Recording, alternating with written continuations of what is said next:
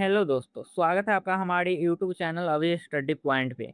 तो आज हम पढ़ाने वाले हैं क्लास 10th के सब्जेक्ट फिजिक्स यानी भौतिकी के अध्याय 1, जिसका नाम है प्रकाश का परावर्तन, रिफ्लेक्शन ऑफ लाइट के कुछ महत्वपूर्ण सब्जेक्टिव क्वेश्चन जो कि आपको एग्जाम के लिए तैयारी करने में बहुत ही यूजफुल होंगे। तो चलिए, आप लोग हो सके तो कॉपी में नोट कर लीजिए आप, क्योंकि रिवीजन करने में आसानी होती है। ठीक है। और चैनल पर नए हैं तो चैनल को सब्सक्राइब कर लीजिए और कमेंट में बताइए कि कैसा लगा। बच्चों, पहला सवाल है अपने पास, प्रकाश क्या है। तो बच्चों, प्रकाश वह कारक है जिसके सहायता से हम किसी वस्तु को क्या करते हैं, देखते हैं। यानी हम किसी को वस्तु को देखते हैं तो किसकी सहायता से देखते हैं, प्रकाश की सहायता से।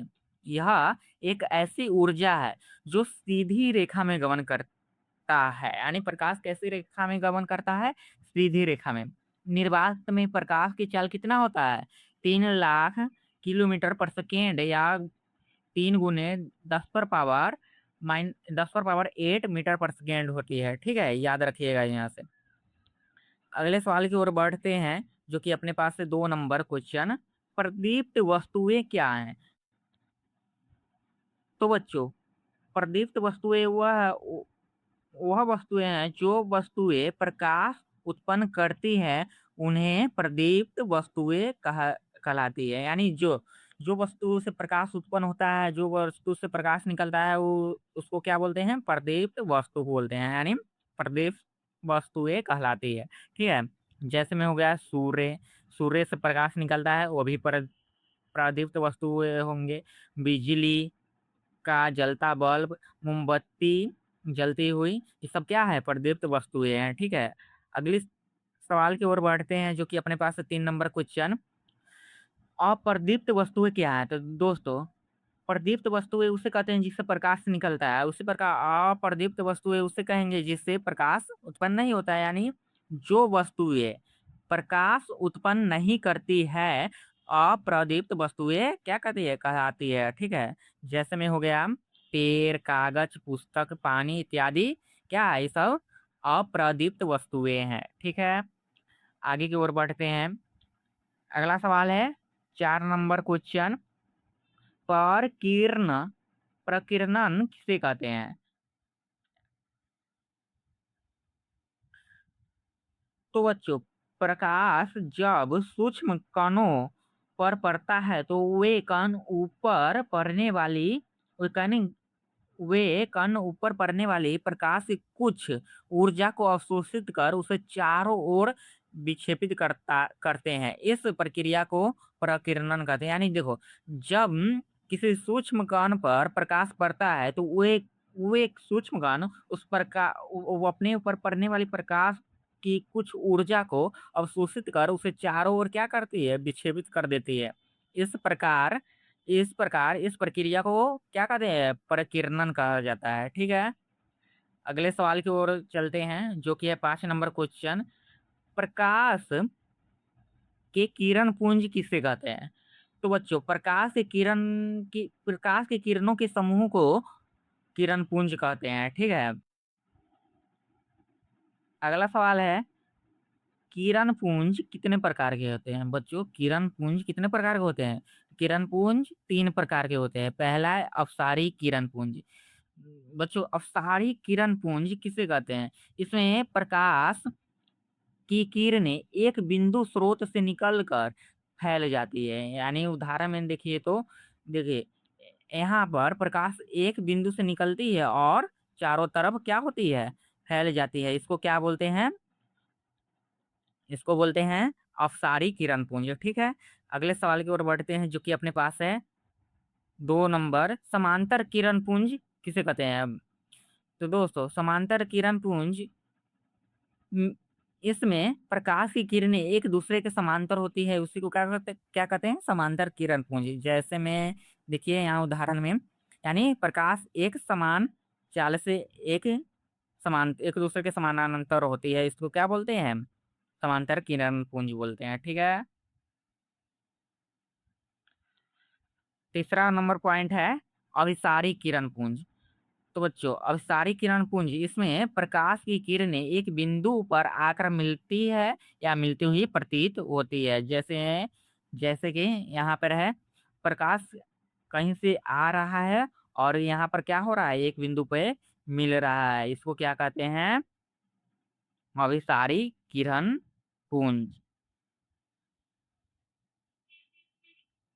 ठीक है,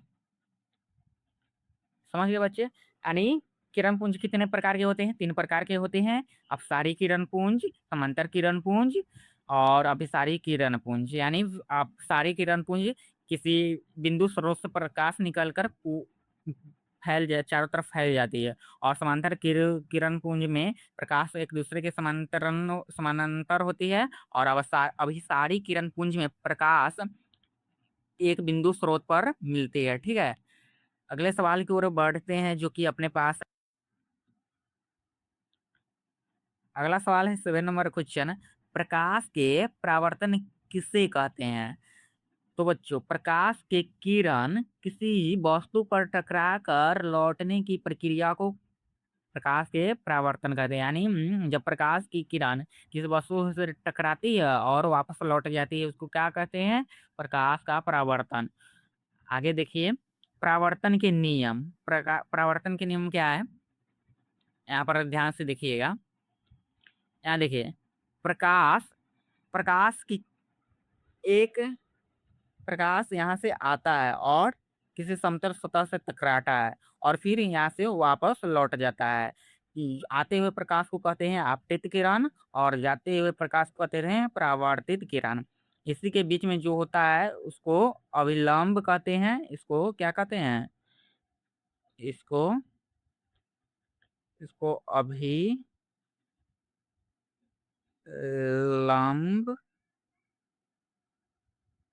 अभिलंब कहते हैं। ठीक है, इसको अभिलंब कहते हैं।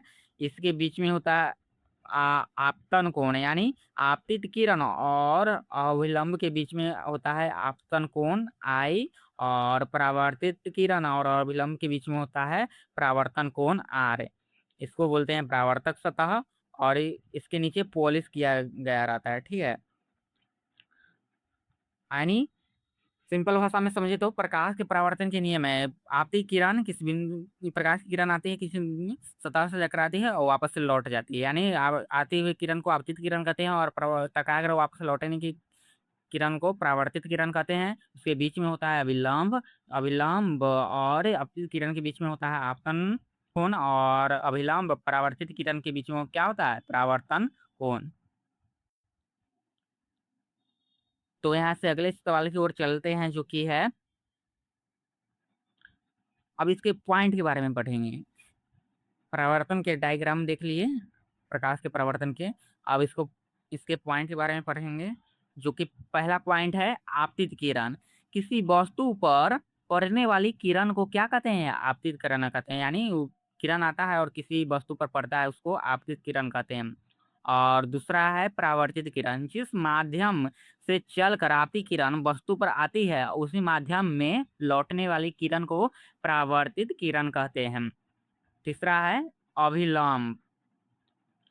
किसी सतह पर आती किरण और परावर्तित किरण के बीच अभिलंब किरण होता है। यानी पर किसी सतह पर आपतित किरण और परावर्तित किरण के बीच की किरण को अभिलंब किरण कहते हैं। ठीक है, तीसरा पॉइंट हो गया। और चौथा पॉइंट है आपतन कोण।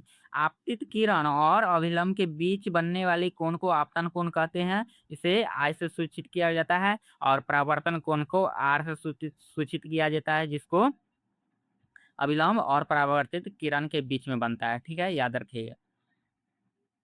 अगला सवाल है अपने पास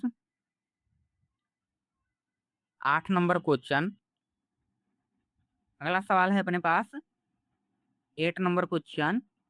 पारदर्शी, अर्धपारदर्शी और अपारदर्शी की परिभाषा दे। यानी पारदर्शी, अर्धपारदर्शी, अर्धपारदर्शी और अपारदर्शी क्या है। तो दोस्तों पहला पॉइंट है यहाँ से अपने पास हो जाएगा पारदर्शी क्या है। वे पदार्थ जिनसे होकर प्रकाश आसानी से पार कर जाता है उसे क्या कहते हैं, पारदर्शी पदार्थ कहते हैं।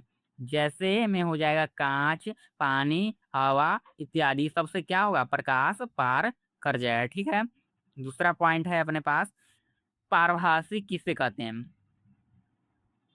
पारभासी वे पदार्थ होते हैं, पदार्थ जिनसे होकर प्रकाश कुछ अंश जिनसे होकर प्रकाश का कुछ अंश ही पार करता है, उसे प्रभासी कहते हैं। जैसे में हो जाएगा धुंधला कांच, तेल लगा कागज, तंतु का कवर इत्यादि। यानी ये धुंधला कांच ये सबसे ना प्रकाश थोड़ा थोड़ा पार करेगा, इसको क्या कहते हैं, पारभासी कहते हैं, या और पारदर्शी भी कहते हैं इसको। ठीक है।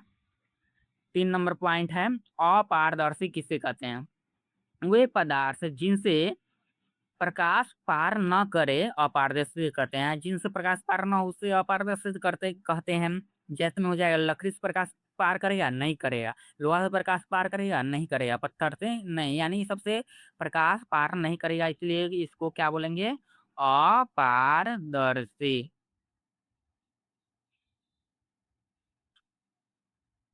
8 नंबर क्वेश्चन कंप्लीट हो गया। आगे है अपने पास 9 नंबर क्वेश्चन, प्रतिबिंब किसे कहते हैं। प्रतिबिंब किसे कहते हैं और यह कितने प्रकार के होते हैं। तो बच्चों, किसी बिंदु स्रोत से आती प्रकाश की किरणें दर्पण से परावर्तन के बाद जिस बिंदु पर मिलती है या जिस बिंदु से आती हुई प्रतीत होती है, उसे क्या कहते हैं, उसे उस बिंदु का प्रतिबिंब कहते हैं। ठीक है। प्रतिबिंब कितने प्रकार के होते हैं, 2 प्रकार के होते हैं। पहला हो जाएगा वास्तविक प्रतिबिंब, दूसरा हो जाएगा आभासी या काल्पनिक प्रतिबिंब। ठीक है। पहला पॉइंट है, वास्तविक प्रतिबिंब किसे कहते हैं।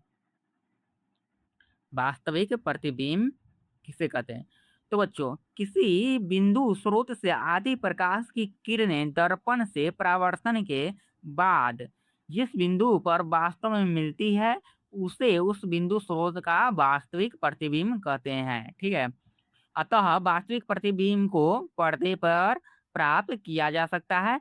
वास्तविक प्रतिबिंब वस्तु की अपेक्षा हमेशा उल्टा होता है, याद रखिएगा। वास्तविक प्रतिबिंब वस्तु की अपेक्षा क्या होता है, हमेशा उल्टा होता है। इसे पर्दे पर प्राप्त किया जा सकता है। ठीक है। अगले अगला पॉइंट है हमारे पास 2 नंबर, आभासी प्रतिबिंब किसे कहते हैं। तो बच्चों, आभासी प्रतिबिंब किसे कहते हैं, जी किसी बिंदु स्रोत से आती प्रकाश की किरणें परावर्तन के बाद जिस बिंदु से आती हुई प्रतीत होती है, उसे उस बिंदु स्रोत का आभासी प्रतिबिंब कहते हैं। अतः आभासी प्रतिबिंब को पर्दे पर प्राप्त नहीं किया जा सकता है। आभासी प्रतिबिंब वस्तु की अपेक्षा हमेशा कैसा होता है, सीधा होता है। यानी आभासी प्रतिबिंब वस्तु की अपेक्षा हमेशा सीधा होता है और इसे पर्दे पर प्राप्त नहीं किया जा सकता है। वास्तविक प्रतिबिंब को पर्दे पर प्राप्त किया जा सकता है और वह हमेशा वस्तु की अपेक्षा उल्टा होता है। ठीक है। अगला सवाल है अपने पास 10 नंबर क्वेश्चन, वक्रता केंद्र किसे कहते हैं। वक्रता केंद्र किसे कहते हैं। तो उत्तर में है, गोलीय दर्पण के जिस गोले का भाग होता है उसे उस गोले का केंद्र को जिस गोलीय दर्पण के जिस गोले का भाग होता है ना, उसे उस गोले के केंद्र को वक्रता केंद्र कहते हैं। वक्रता केंद्र कहते हैं। अगले सवाल की ओर चलेंगे जो कि अपने पास है 11 नंबर क्वेश्चन, ध्रुव किसे कहते हैं। तो बच्चों, गोलीय दर्पण के मध्य बिंदु को क्या कहते हैं, ध्रुव कहते हैं। यहाँ से क्वेश्चन खत्म हो गया। अगला सवाल है 12 नंबर क्वेश्चन और ये आखिरी क्वेश्चन है। 12 नंबर क्या कहता है, वक्रता त्रिज्या किसे कहते हैं। गोलीय दर्पण के जिस गोले का भाग होता है उसकी त्रिज्या को क्या कहते हैं, वक्रता त्रिज्या कहते हैं। यानी गोलीय दर्पण के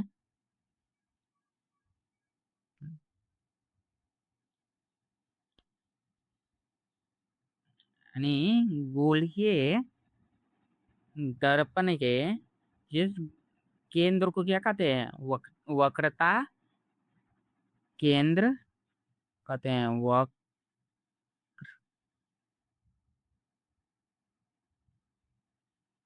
केंद्र और इसकी त्रिज्या को जो यहाँ से शुरू होता है, यहाँ से शुरू होगा, इसको क्या बोलेंगे? वक्रता त्रिज्या बोलेंगे। ठीक है, कंफ्यूज नहीं होना। यहाँ से वक्रता केंद्र और वक्रता त्रिज्या का कन्फ्यूजन दूर हो गया। यानी वक्रता केंद्र किसे कहते हैं? गोलीय दर्पण के जिस गोले का भाग होता है उसकी केंद्र को क्या कहते हैं? वक्रता केंद्र कहते हैं और उसकी त्रिज्या को वक्रता त्रिज्या कहते हैं। ठीक है, और ये था आज का आखिरी सवाल, जो कि ये वीडियो पार्ट 1 है। इसका और भी ज़्यादा सवाल है जो कि एक वीडियो में लाएंगे तो बहुत ही लंबा वीडियो हो जाएगा, इसलिए इस पार्ट 1 है, इसका पार्ट 2 आएगा।